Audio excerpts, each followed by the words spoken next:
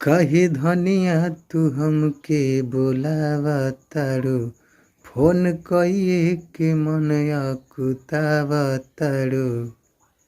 हे कहे धनिया तू हमके बोलावा तारू, फोन कइए के मन अकुतावा तारू।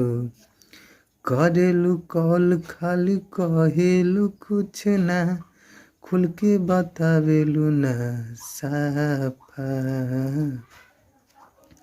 साल भर कतही तू रहिहा, दिल्ली चाहे ढाका। साल भर कतही तू रहिहा, दिल्ली चाहे ढाका। 9 दिन खातिर आजा, अरे 9 दिन खातिर आजा दिल्ली। अरे 9 दिन खातिर आजा बबुआ के पापा। 9 दिन खातिर आजा बबुआ के पापा। मिलत नइखे छुट्टी, घरे कैसे जुटी, छोड़ी कैसे ड्यूटी बताव धनिया। पिया सबका मरद त कमाएला हो, बाकी घरे दशहरा में जाएला हो। हाल ही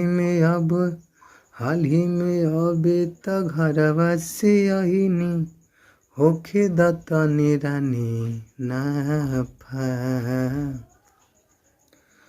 साल भर कतही तू रहिहा, दिल्ली चाहे ढाका। साल भर कतही तू रहिहा, दिल्ली चाहे ढाका। 9 दिन खातिर आजा, 9 दिन खातिर आजा बबुआ के पापा। 9 दिन खातिर आजा बबुआ के पापा। भाई वीडियो कैसा लगा? अच्छा लगा तो लाइक कीजिएगा और चैनल को भी सब्सक्राइब कीजिएगा।